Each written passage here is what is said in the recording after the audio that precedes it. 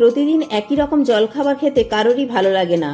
তো আজ এনেছি ভীষণ মজার স্বাস্থ্যকর জলখাবার বা নাস্তার একটা রেসিপি। ঘরে থাকা সাধারণ কিছু উপকরণ দিয়েই তৈরি হয়ে যাবে। বাচ্চাদের রোজ নিত্য নতুন কিছু না কিছু বানিয়ে দিতে হয়। এটা কিন্তু স্কুল টিফিনের জন্যও দারুণ একটা রেসিপি।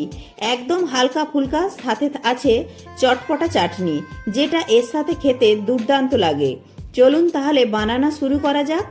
নমস্কার বন্ধুরা, আমি প্রিয়াঙ্কাজ ব্রাইট স্টোরি চ্যানেলের আরেকটি দারুণ স্বাদের রেসিপিতে সকলকে স্বাগত জানাই। তো বরাবরের মতো ভিডিওটি ভালো লাগলে লাইক, শেয়ার, কমেন্ট ও সাবস্ক্রাইব করে পাশে থাকার অনুরোধ রইল। তো রেসিপিটি বানানোর জন্য প্রথমেই নিয়েছি 1 কাপ সুজি। সুজিটা মোটা দানাই হোক বা সরু দানাই হোক, সুজিটাকে গুঁড়ো করে নিতে হবে। তো সুজিটাকে এবার মিক্সিং জারের মধ্যে দিয়ে দিলাম। দিয়ে সুজিটাকে এরকম ভাবে মিহি গুঁড়ো করে নিয়েছি, মানে পাউডারের মতো করে নিয়েছি। এবার এর মধ্যে দিয়ে দিচ্ছি যে কাপ মেপে সুজি নিয়েছিলাম সেই কাপেরই 1 কাপের একটু কম টক দই, আর দিচ্ছি 1/2 কাপ জল। আমার এই টক দইটা বাড়িতে পাতা টক দই, আপনারা চাইলে বাজারের কেনা টক দইও ব্যবহার করতে পারেন। এবার সব কিছুকে মিক্সিতে একবার ঘুরিয়ে নিলাম। এবার এই পেস্টটাকে আমরা একটা বড় মিক্সিং বোলের মধ্যে ঢেলে দিচ্ছি, আর মিক্সির জার ধুয়ে জল একটু দিয়ে দিলাম। এবার একটা হ্যান্ড উইক্স দিয়ে ভালো করে মিশিয়ে নিতে হবে। এবার এটাকে রেস্টে রেখে দেব কিছুক্ষণের জন্য, যেহেতু এখানে সুজি আছে। তো 10 মিনিটের জন্য এভাবেই রেস্টে রেখে দেব। এবার একটি এরকম ছোট মিক্সিং জার নিয়েছি, তাতে দিয়ে দিচ্ছি 1 মুঠো চিনেবাদাম ভাজা, আর দিচ্ছি ফ্রেশ নারকেল কুচি, ভাজা ছোলা, আর দেব 4 থেকে 5টা রসুনের কোয়া। এটা একদম অপশনাল, এটা আপনারা চাইলে বাদও দিতে পারেন, নিরামিষভাবে তৈরি করলে এটা বাদ দিয়ে দেবেন। আর দিচ্ছি একটু আদা, আর দিচ্ছি 2টো কাঁচা লঙ্কা, একটু ঝাল ভাব আনার জন্য। ঝালের পরিমাণটা আপনারা কমিয়ে বাড়িয়ে নিতে পারেন। আর দিচ্ছি স্বাদ অনুযায়ী রেগুলার লবণ ও বিট লবণ। এবার একটু টক ভাব আনার জন্য দিচ্ছি কিছুটা লেবুর রস। এবার অল্প একটু 2 থেকে 3 চামচের মতো জল দিয়ে এটা একটা পেস্ট বানিয়ে নেব।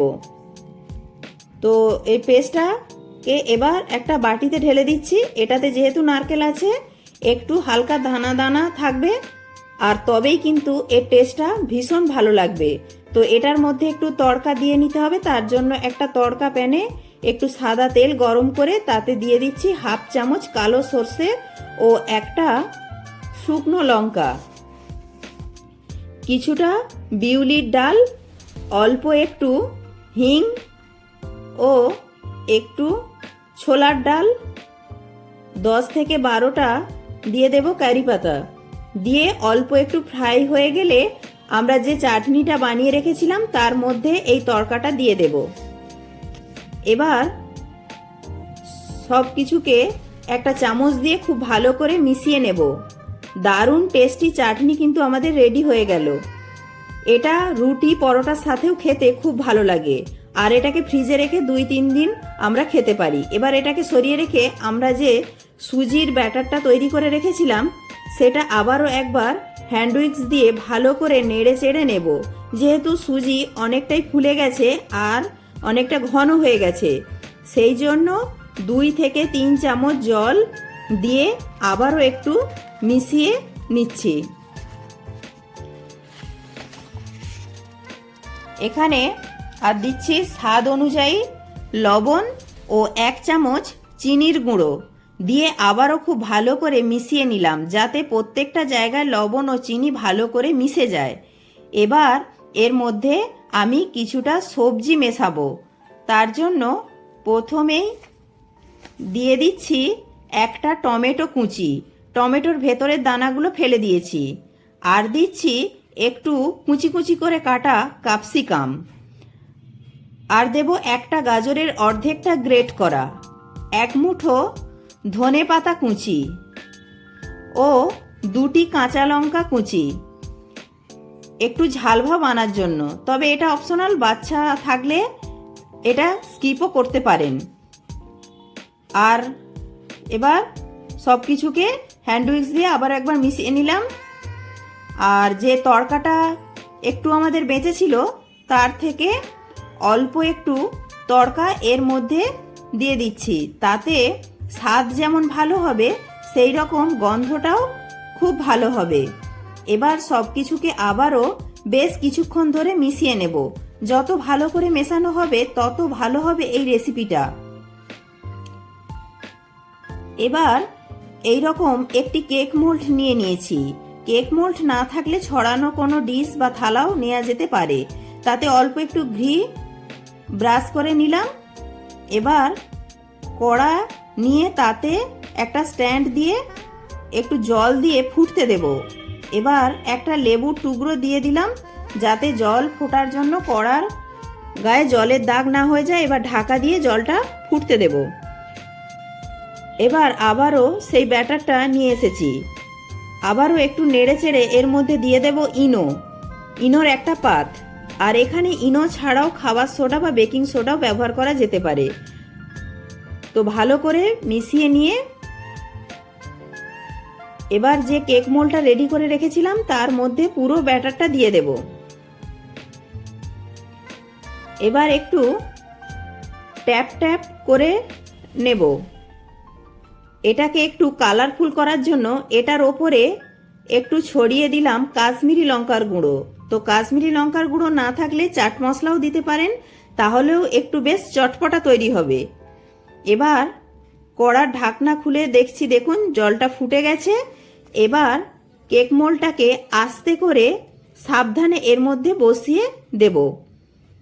এবার একটা ঢাকনা দিয়ে দেব 10 থেকে 15 মিনিটের জন্য। গ্যাসের ফ্লেমটাকে একদম লোতে করে এটা কুক করে নেব।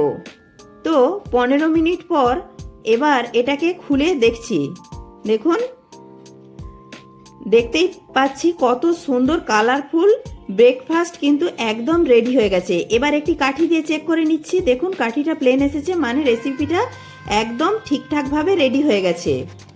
এবার এটাকে কড়া থেকে নামিয়ে একটু ঠান্ডা করে নেব। গরম অবস্থায় বের করতে গেলে ভেঙে যেতে পারে। তো এটা যখন ঠান্ডা হয়ে যাবে তখন আমরা এটাকে ডিমোল্ড করে নেব। তো এবার ঠান্ডা হয়ে গেছে। এবার একটা ছুরি দিয়ে এর চারিদিকটায় ঘুরিয়ে নেব। এমনিতেই এটা ঠান্ডা হয়ে যাবার পর একটু আলগা ভাব হয়ে গেছে, খুব বেশি আটকে নেই। এবার হাত দিয়ে একটু টেনে টেনে নেব, যদি কোথাও আটকে থাকে তা ছেড়ে যাবে। এবার এই মোল্ডটাকে আস্তে করে উল্টিয়ে দেব। দেখুন কত সুন্দরভাবে উঠে এসেছে। তো দেখুন কত সুন্দরভাবে এই রেসিপিটি আমাদের তৈরি হয়ে গেল। এই রেসিপিটি যেমন হেলদি সেই রকম টেস্টিও, আর সবজিতে ভরপুর, ফলে খেতেও খুব ভালো লাগবে। দেখুন কত সুন্দর নরম তুলতুলে স্পঞ্জি তৈরি হয়েছে। এবার এটিকে পিস পিস করে কেটে নেব। আপনারা আপনাদের পছন্দ মতো যে কোনো শেপের করে কেটে নিতে পারেন। তো এটাকে আমি কেকের মতো বা ব্রেডের মতো শেপের করে কেটে নিচ্ছি, তাতে করে দেখতে ভালো লাগবে। একটু লুকটা অন্যরকম হলে খেতেও যেমন ভালো লাগবে, বাচ্চাদের কাছে একটু অ্যাট্রাকটিভও লাগবে। ভিডিওটি ভালো লাগলে প্রিয়াঙ্কাস ব্রাইট স্টোরি চ্যানেলে নতুন বন্ধু হয়ে থাকলে চ্যানেলটি সাবস্ক্রাইব করে পাশে থাকা বেল আইকনটি প্রেস করে দেবেন। তাহলে আমি কোনো নিত্য নতুন ভিডিও আপলোড করার সাথে সাথে সবার আগে আপনার কাছে পৌঁছে যাবে। আর ভিডিওটি ভালো লাগলে অবশ্যই একটি লাইক করবেন, আর বন্ধু বান্ধবদের সাথে প্রচুর প্রচুর শেয়ার করবেন, আর কমেন্টে জানাতে ভুলবেন না আমার রেসিপিটা আপনাদের কেমন লাগলো। এবার একটা তুলে দেখাচ্ছি, দেখুন কতটা সুন্দর জালিদার তৈরি হয়েছে। এবার এটাকে সম্পূর্ণটা আমরা পুরোটাই পিস পিস করে কেটে নিলাম। এবার এটাকে যেমন ইচ্ছা তেমন করে সাজিয়ে দেয়া যেতে পারে। আর আমরা যে চাটনিটা তৈরি করে রেখেছিলাম সেটা এর সঙ্গে পরিবেশন করব। চাটনি ছাড়াও এটা সসের সাথেও খেতে ভালো লাগে, টমেটো সস বা রসুনের যে সস হয় সেটার সাথেও ভালো লাগে। আর এটা তো দেখতেই পাচ্ছেন কত হালকা, কত জালিদার তৈরি হয়েছে।